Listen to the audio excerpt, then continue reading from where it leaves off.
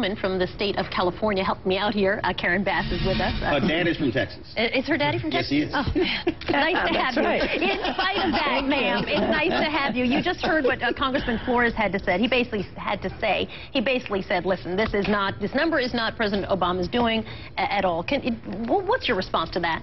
Well, my response is that he knows very well when the president took over, we were losing hundreds of thousands of jobs a month. And what the president has done with his policies over the last couple of years is stop the free fall. And we gained over 200,000 jobs in the private sector last month. So I'm not really sure what my colleague is talking about. One of the things that you have, and I think it might be on your website, it's quite remarkable. You visited a labor workforce center in your district. And I want to play everybody a little chunk of sort of what you've shot from there, and then we'll discuss it on the other side. Listen. Sure. I've been unemployed for a year and 2 months. 2.5 years. I became unemployed because of Dutch accounts. I was downsized. Even with a degree and experience as a veteran, I'm still struggling to find employment. I have to say, you get up, you stay positive. Look into my eyes and see how much I want to work. Wow, watching that, it was just so brutal. And to some degree, you have to think, isn't that exact thing going to be a problem for President Obama, which is how does it feel to people? Do they feel like they've recovered? Regardless of what the chart shows, and it definitely shows unemployment, is dropping slightly. Isn't that going to be a big problem in his re-election efforts? Well, I don't think so, because I think of the candidates that are running, I have no doubt that President Obama has a deeper understanding of what unemployment is and what it feels like than, in particular, Mitt Romney, who has been responsible for tens of thousands of jobs lost and who characterized himself as being unemployed and having made a little bit of money, $375,000 from his speech. But let me just tell you that the purpose of those videos was because I'm very concerned that my Republican colleagues want to cut unemployment, cut the amount of time you can be on unemployment, and they want to add requirements to get unemployment that I think are completely unnecessary. Having people have drug tests, having people to see whether or not they've graduated from high school when 84% of the people who are on unemployment have a high school education or further. That was the purpose of that tape. All right, well, one of your Republican colleagues is sitting right here with me. Congressman Poe, what do you think? I mean, her point about that message could really resonate with voters, rather, when it comes to November. Well, of course, the unemployment numbers are better. That's a good thing. However, there's still 14 million people that don't have jobs, and many of them have become discouraged. They're not even looking anymore, so they're not factored into that statistic.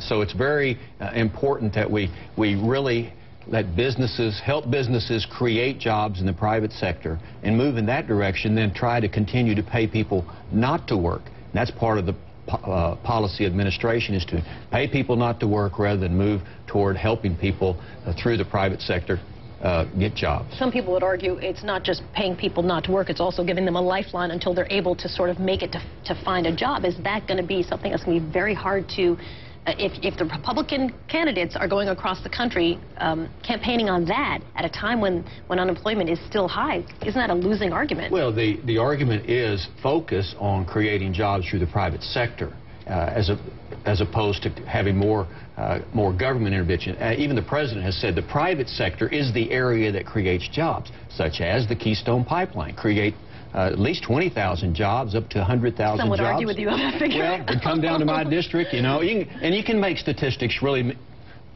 creative math is creative whatever, math. You add more numbers and it's then confusing. But the job numbers are down. That is a good thing. Karen Bass, let's get back to you, Congresswoman. Well, thank you very much. Let me just tell you, though, that is exactly the point. The view that people are paid not to work. Being on unemployment barely feeds people and keeps them in shelters. And frankly, an unemployment check is economic stimulus because that is money that goes directly into the community. But it's exactly that mindset that was the purpose of the tape. And we can get jobs. We can pass the American Jobs Act. There was the ability to have private sector jobs. So we need to move forward with the president's plan by putting the American Jobs Act on the floor in the House. What happens if, as the CBO is predicting, which may or may not be true, I think we all agree it's a big if, but unemployment goes up to 8.8%.